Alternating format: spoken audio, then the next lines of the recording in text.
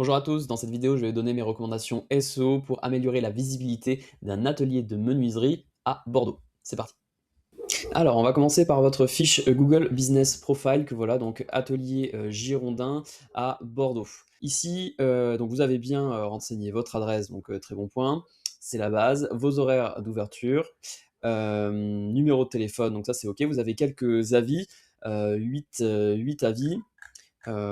Voilà et pas mal de photos, hein, de ce que j'ai vu également. Donc bon, tout ça c'est la base. Il y a certaines choses déjà à partir de là que vous allez pouvoir, améliorer. Ici déjà sur votre fiche, quand vous créez votre fiche, Google Business Profile, vous pouvez renseigner une catégorie d'activité principale. Donc là, je vois que vous l'avez fait, vous avez renseigné, menuisier. À savoir que vous pouvez également renseigner des catégories d'activités, secondaires. Et le mieux ici, c'est d'en renseigner le plus possible, bien sûr en cohérence avec votre activité. Donc je sais que, sur, votre activité, vous pouvez renseigner, artisanat, fabricant de meubles, voilà, donc il y a un certain nombre comme ça de catégories secondaires que vous pouvez ajouter et ça vous permettra de ressortir sur, des résultats, de recherche. Donc ça, c'est intéressant à faire.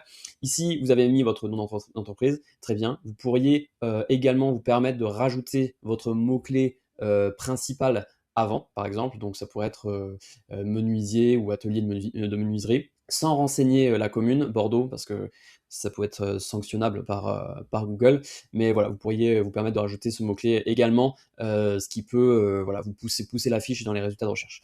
Vous voulez que votre site internet vous rapporte des clients, n'hésitez pas à m'en parler. Je m'appelle Renaud Corbin, consultant SEO en freelance. Lien de contact en description de cette vidéo. Au niveau des avis, alors les avis, c'est clairement elles ont clairement un impact très important sur la visibilité d'une fiche, Google. Plus vous avez d'avis, mieux ils sont notés, plus ça aura d'impact.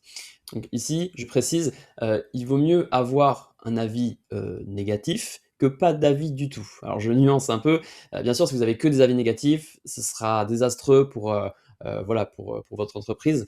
Mais pourquoi je dis ça? C'est que, là quand je regarde les avis, c'est que là, ils remontent en fait, à pas mal d'années. Je vois ici, il y a 8 ans, il y a 3 ans, il y a 10 mois. En fait, vous avez peu, d'avis, vraiment récents et clairement, la récence des avis a aussi un impact. En fait, ça montre à Google que l'entreprise, bah, elle existe, qu'elle a de l'activité et ça va vous pousser. Si vous avez un avis, négatif de temps en temps, c'est pas grave, ça aura pas un gros impact, sur vous. Par contre, pas d'avis, qui arrive sur votre entreprise, ça, eh bien, c'est négatif en fait pour sa visibilité.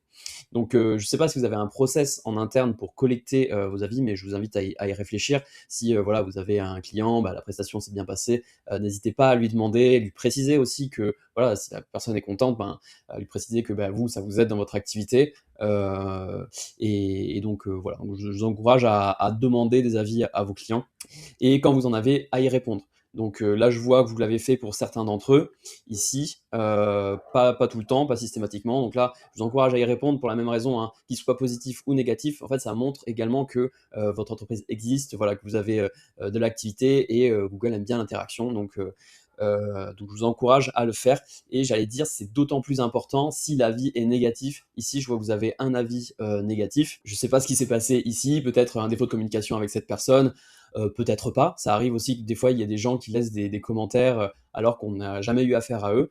Ici, vous n'avez pas répondu et je pense que c'est vraiment important de le faire parce que quelqu'un qui va arriver sur votre fiche va tomber sur cet avis.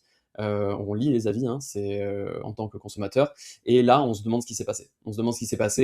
Est-ce que on reste en fait avec ce questionnement, alors que si vous prenez le temps d'écrire quelques lignes pour expliquer la situation, et bien tout de suite, ben, on comprend et on passe à autre chose. Donc voilà, je vous encourage vraiment à répondre à vos avis, qu'ils soient positifs et négatifs, surtout s'ils sont négatifs, mais s'ils sont positifs également. Ensuite, au niveau de la fiche, il y a d'autres éléments que vous pouvez mettre en œuvre pour l'optimiser. Un de ces éléments, c'est les attributs alternatifs. Souvent, ils sont laissés de côté. Vous allez voir dans votre fiche, tout en bas, vous avez une section avec des informations sur l'entreprise. Voilà, si notamment il faut prendre rendez-vous avant, s'il y a un espace de parking devant l'atelier, si vous avez des toilettes, enfin voilà, si vous accueillez du public, tout ça. Donc ça, vous pouvez le renseigner et ça permet aussi de se démarquer par rapport à vos concurrents et à pousser votre fiche. Donc ça, je vous encourage également à le faire et à tout simplement à renseigner en fait tous les attributs qu'il y a sur votre fiche. Vous le renseignez tous et il faut répondre souvent par oui ou non. Voilà, donc c'est assez simple. Vous le faites une fois et puis après c'est réglé. Voilà pour ça. Alors pour, faire un petit, comparatif avec une autre fiche pour vous montrer également d'autres éléments ici. Donc là, je vais prendre la fiche d'un ébéniste, d'accord? On n'est pas très loin de votre activité, donc en Dordogne. Sur votre fiche, vous avez une section également qui s'appelle produits. Alors cette section produits, on peut penser qu'elle est, uniquement si vous vendez des produits physiques, mais ça peut être également si vous vendez de la prestation. Voilà. Vous, dans votre cas, c'est plutôt des produits physiques, mais voilà, du coup, vous pouvez, renseigner, en fait, vos services, enfin ce que vous faites. Donc vous voyez ici, donc cet ébéniste, bah, il a renseigné les produits qu'il réalisait, donc voilà, bancs, fauteuils, chaises en châtaignier, tables, et cetera. Mais également les expériences qu'il, proposait. Donc il propose des stages, donc voilà. On peut me faire des sections comme ça où vous pouvez présenter vos services. Donc en fonction de ce que vous faites vous, bah, vous pouvez découper votre activité en disant: «Bah, voilà, on a une activité, menuiserie, intérieure, menuiserie extérieure». Peut-être, si vous avez des produits phares, des choses que vous réalisez, pose d'escalier, je sais pas. Voilà, vous pouvez les renseigner, ici et vous pouvez détailler, hein, sur chaque élément, renseigner une petite photo, renseigner un titre, un prix éventuellement avec un texte descriptif, faire un lien vers votre site internet. Tout ça, c'est voilà, c'est des éléments qui permettent d'accentuer, voilà, la visibilité de votre fiche. Autre chose que vous pouvez faire qui a un impact, intéressant, c'est que vous pouvez créer des posts, voilà, en fonction du temps que vous avez disponible, et bien, des posts pour votre fiche, un peu comme un réseau social finalement. Si jamais, je sais pas, vous avez réalisé une prestation, une nouvelle commande, quelque chose sur lequel vous voulez communiquer, vous pouvez créer des posts ici, avec une photo, un texte, et ça également, ben, ça c'est pris en compte par l'algorithme et ça poussera votre fiche Google dans les résultats de recherche.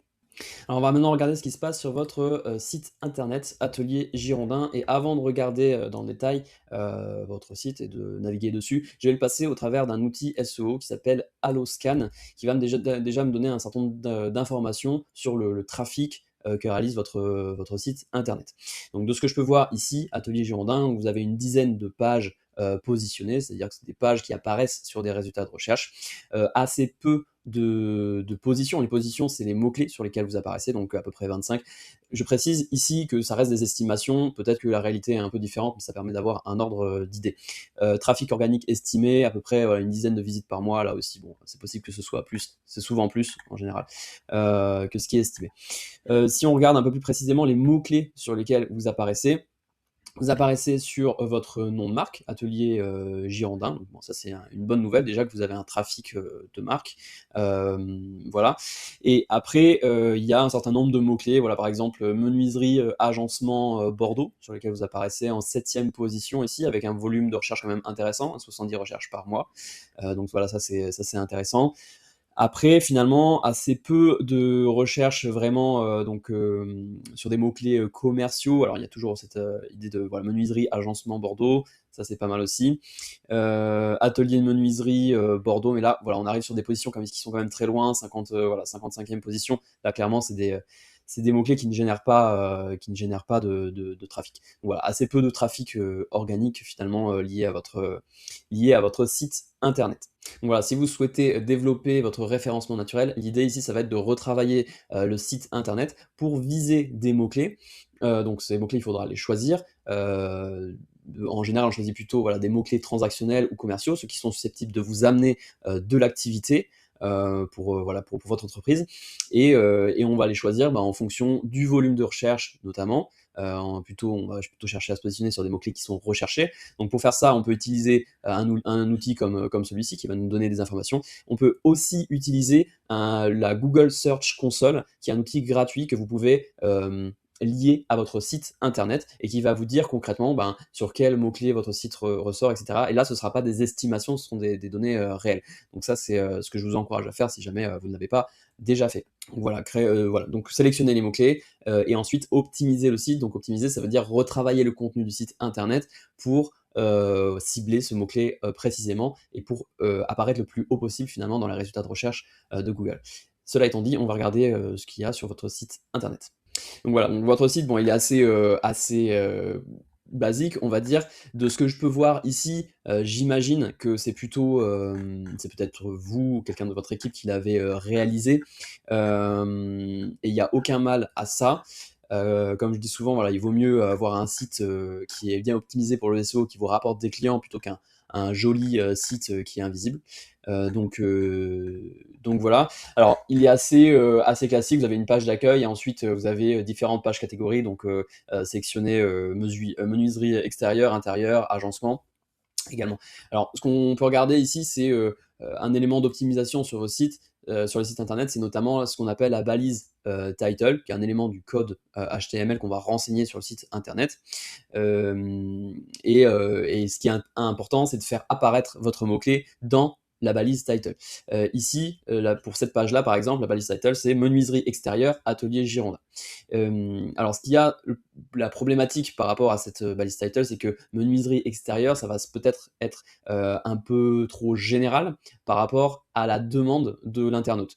D'où la question, c'est de savoir ce que va taper l'internaute dans Google pour vous trouver. Donc si c'est menuiserie, et ça peut être menuiserie extérieure Bordeaux par exemple, est-ce que ça c'est pertinent? C'est la question à se poser. Et du coup, il faudrait que ça apparaisse ici dans la balise title. Pareil sur votre, là, clairement, nous, ce qu'on cherche à faire, c'est se positionner en SEO local, d'accord? Voilà, je ne connais pas votre zone d'intervention, si vous intervenez uniquement sur Bordeaux ou sur d'autres communes, mais clairement, ça, c'est quelque chose à faire ressortir dans vos pages web. Ici, si je reprends les titres de cette page web, ce sont ces titres-là, donc menuiserie extérieure. Ensuite, on a des exemples, restauration d'une échoppe, aménagement d'une piscine, etc. Exemple de réalisation. Et là, finalement, quand je regarde les titres, à aucun endroit je vois ressortir la commune de Bordeaux ou Gironde, par exemple. Donc ça, l'idée, c'est de simplifier au maximum le travail des robots qui vont passer sur vos pages web pour qu'ils sachent de quoi vous parlez, où est-ce que vous intervenez, etc., etc. Si vous souhaitez apparaître sur la commune de Bordeaux, il faut que ça apparaisse dans vos pages web. On arrive à la fin de ce mini audit SEO. Si vous avez appris les choses, n'hésitez pas à liker, commenter, partager et je vous dis à la prochaine.